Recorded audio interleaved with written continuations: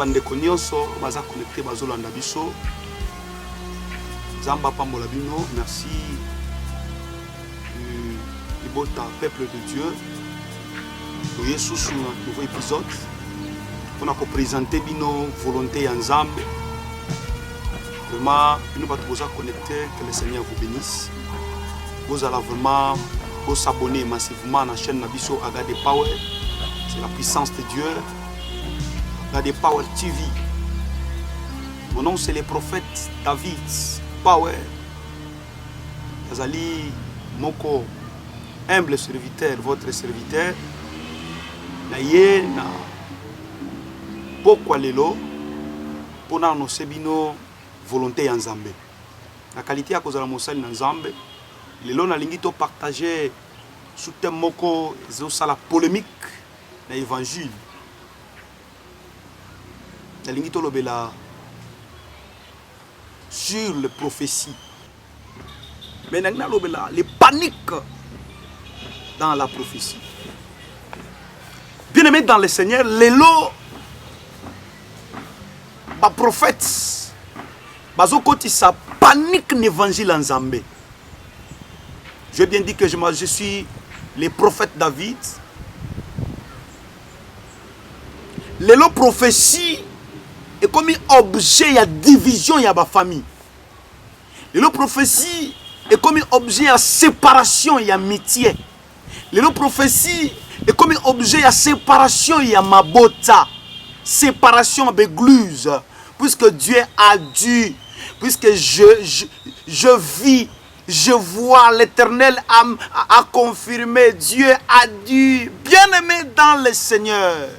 Il y a un présenté une prophétie zanini en réalité. Et qui est un prophète? Le long dans ministère, et ça n'a pas tout le monde. Abandi pasteur. Azalaki pasteur, soukalango peut être comme prophète. Il a changé le ministère puisqu'Azalaki na base. Pour lui, le prophète Azam majeur plus qu'un pasteur. Ah non.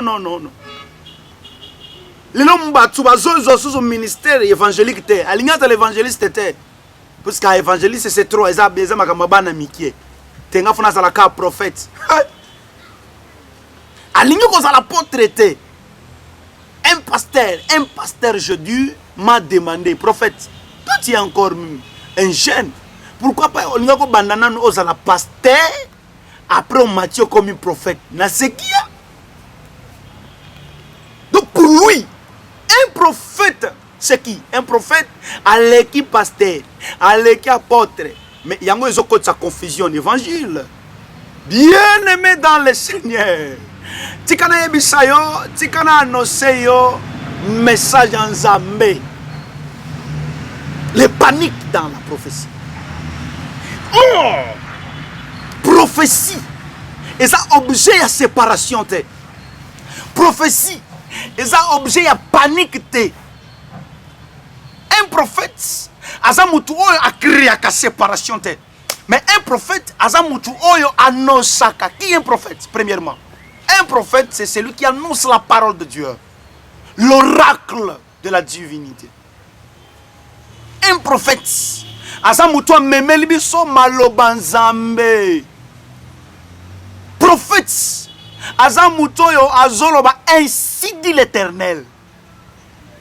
On ne peut pas prophétiser pour ne séparer sa peuple ensemble. Non. On ne peut pas prophétiser pour séparer peuple.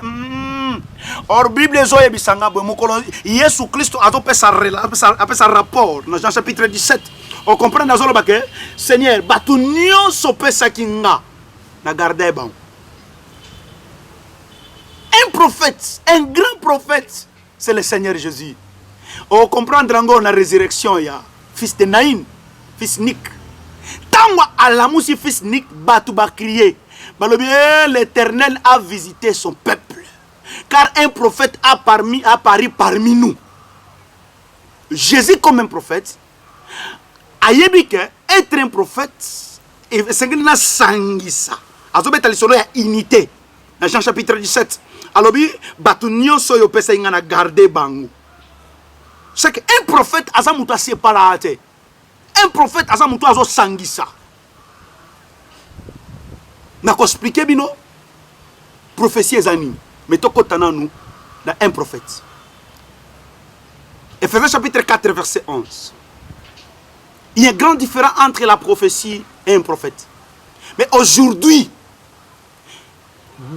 motosoka bandika kako sakola. Nzambalo, je vois. Ce n'est pas ça la prophétie, bien aimé dans le Seigneur. Non, enseigné bino que Dieu parle. Nzamba zo manqué batu. Je vis dans une église. Sermo azo bengen pasteur. Yo pasteur, Nzamba lobi. Non. Nzamba loba abongote. Non.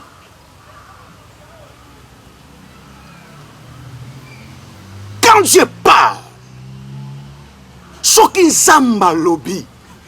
Yaya. Bible zoloba. Bana Israël. Ba bisi Moïse. Ah, yo kande Nzamba lobelak. Yo kande prophète. Biso peto na posa alobela biso. Oh. Le prophète Moïse alobi oh, c'est pas un problème grave. Et l'autre ni fait tout ça. Ayebi Nzamba, Nzamba bien, yebisa bango ba se préparer. Eh. Tant ba se préparer, ba komi prendre Nzamba loba. Hey my God. Bible lobi tangu kaka bandio fongola monoko loba. Mabange zo pasuka. Babi non Moïse. Yo moko kende Nzamba lobela yo. On annonce biso. C'est ça le travail d'un prophète. Dieu parle. Nanzela ya prophète et prophète a un message pas ya peuple. Dans le ministère, il y a un pasteur, je dis bien. Nous avons des pasteurs. Il y a sakola plus que sakoli. Au un ministère pastoral. Mais tu as les dons prophétiques. Faites attention. Les dons du Saint-Esprit et les dons du Seigneur, c'est des dons différents. Ministère prophétique est un don du Seigneur. La prophétie est un don du Saint-Esprit. C'est deux choses différentes. Cela veut dire un ministre de Dieu, un évangéliste, à Kobano Sakolaya. Et ça problème était pour ce cas évangéliste, le qu'on a dit que Sakola a changé ministère habité, le qu'on a comment papa spirituel, père spirituel n'a pas guerre, après ça un ministère évangélique, n'a un ministère prophétique, puisque n'a Sakola non et non, c'est faux et archi faux. Puisque Sakola prophétiser, c'est annoncer la parole de Dieu. Car la prophétie par excellence, je dis et je confirme, la qualité d'être un prophète, c'est la parole de Dieu. La parole de Dieu, c'est la prophétie par excellence. Et l'équipe de Sakolignon Sobako Sakola pour la vie. Bien aimé dans le Seigneur, Nako Sakola pour la bonne moïnayo, mais l'ingé le bâté cause solution. Mais la parole de Dieu est ça capable de place aux gens et peut solution. Parce que la parole de Dieu, Jean Zolobaboy au commencement était la parole. La parole est avec Dieu. La parole c'est Dieu. Tant Jean Zoloba au commencement, or Moutabana au commencement c'était Moïse. Moïse Zoloba au commencement Dieu cria le ciel et la terre. Mais Jean Lobi non, ce n'était pas le ciel et la terre seulement, mais c'était la parole. Moutumo konda yaki natan alobi. Car Kolobawana, c'est ça qu'on appelle la prophétie. Oui, la parole de Dieu, c'est la prophétie. Mais le yaya, prophétie, est commis, le colasso qui moutounanzamba zo sakolate, et cet homme-là a sa puissante. A la puissance sans embêter. Le lot est comme synonyme, il y a une comparaison, il y a un ministère. Puisque le prophète Wananda Sakolaka, Tikabana Nanzambe Baki Makuna, ah non. Ce n'est pas ça. L'élévation, ce n'est pas la prophétie. La prophétie, ce n'est pas d'être un prophète. Prophétiser, ce n'est pas d'être un prophète. Na kati yaba sakoli, Bible, et ça na ministère moko. Oyo ache yango to salabo kebinango. Faut faire attention. Et c'est le ministère où ils ont analyse.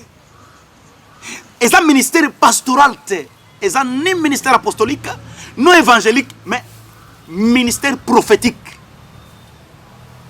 Faites attention avec les prophéties. Yesobi, tant que ça connaît Zoya, ton dimate, to boyate, mais ton analyser.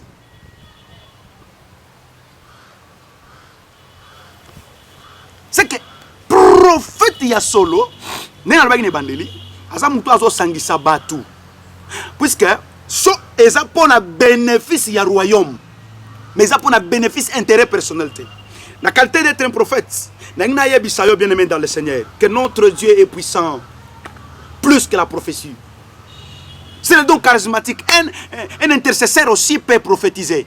Un frère en Christ peut prophétiser. Un modérateur peut prophétiser. Un musicien peut prophétiser. Puisque c'est le don du Saint-Esprit. Mais un musicien ne peut pas être un prophète. Un intercesseur ne peut pas être un prophète. Puisque être un prophète, c'est plus que la prophétie. Cela veut dire, tant que Nzambe a pécibi son ministère prophétique, et senglo yeba, musala na yo au juste zani. Le non séparation continue en boka, my God. Peuple de Dieu baza sous unité. Puisque le prophète Wanazo Sakola, albaki maman na bango azando, ce n'est pas un problème. Moi aussi je peux dire ça. Mais ils apprennent kabola bango te. Ils apprennent kabola binote yaya. Nangna ebisa mutu mo azolanda nga aza connecté. Ya yom toza na téléphone. Ozolanda prophète David Power. Yom toza connecté na télévision, na ordinateur.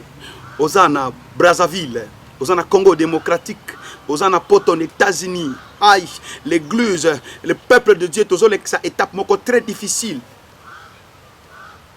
Étape moko ya pas si makas. Le batu ba komi ko luka prophétie au lieu ba luka parole de Dieu. Or maloba na Nzambe ndezo pesa bomo yaya.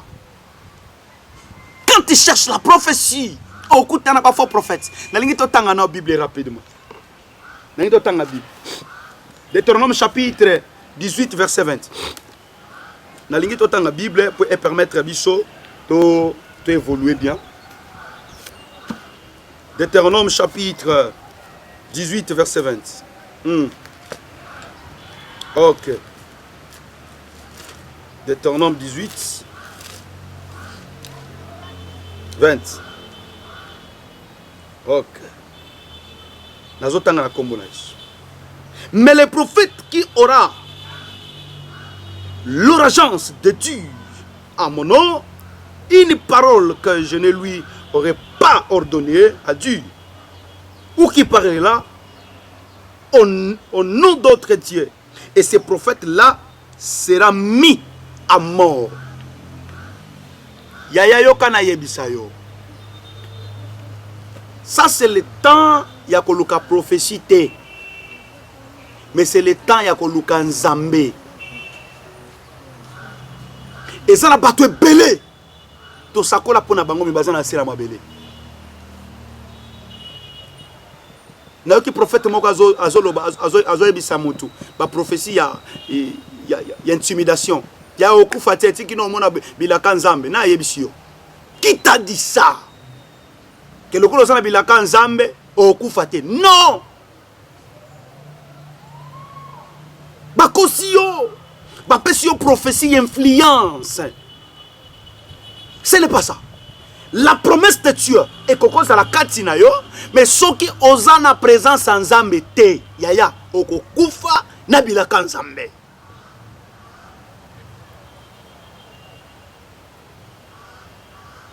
Le to komi na quoi nous aucun prophète. Namboka wana prophète moko abimi. Kuna mais ce n'est pas un problème grave yaya. Ce n'est pas un problème grave. Problème ezali nana zo annoncer maloba Nzambe. To komona lisolo wana lisolo ya Eli, le grand prophète que j'aime beaucoup de la Bible. Eli na 1er roi chapitre 18 verset 19. Kono ebisi abele bokendo sangisa batu na ngomba ya Karmel. Ah, tangu basangani mosakoli azalaki sirna oyazali yaya soki ozana ministère prophétique te omemi ministère prophétique pour influence ya batu okokufa komema charge oyo okokate okokufa.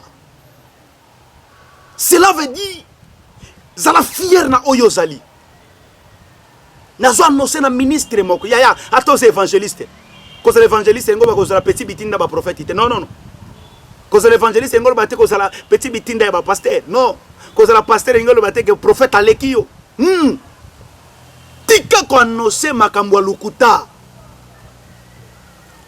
le loba prophétie lokuta et côté pesu place na mitema bana nanza polémique puisque prophète non nazo mais l'esprit à prophétie à lokuta na qualité d'être un prophète de Dieu mosakoli ya wenzambe nazo ganga pour dire que faites attention avec l'œuvre de Dieu.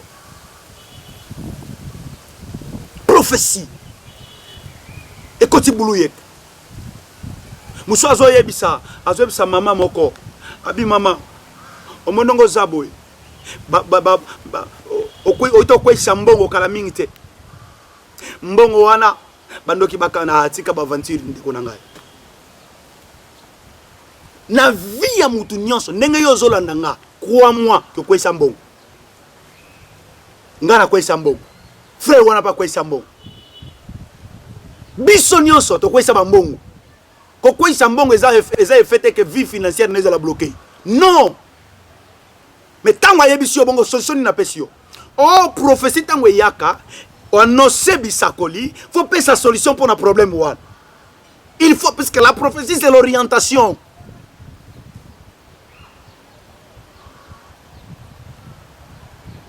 yaya kanga mana nzambe kolanda prophétie te le bana nzambe bele ba bungi nzela pour na bisakoli nazo teleme la prophétie te puisque moi-même je suis un prophète yana sakolaka landanga na ba numéro eza wana benganga na WhatsApp benganga na ba contact nyoso somo na place wana nako sakola pona vie na yo nako sakola pona vie na yo nako yebisa yo makamu influence we sepelisa yo te mais nako yebisa yo ainsi dit l'Éternel onzamba lingi pona vie na yo donc na loba prophétie et ça li panique na mokili yaya. Bien-aimé dans le Seigneur, bien que ma numéro est Zawana. Je suis un prophète de Dieu, que j'ai le charisme prophétique que Dieu m'a donné. Benganga numéro wana, ils ont la télévision na yo. Numéro est affiché na téléphone na yo. Benganga na WhatsApp, to solo na yo. Na ko yebisa yo makamunza mbalingi pona vina yo. Pe na ko expliquer yo nini po sala po bima na promoza nango. Yep, s'abonner massivement à la chaîne, bien-aimé. Yom Tolanda biso partout dans le monde. Vous en à Portugal, vous en biso na Brésil.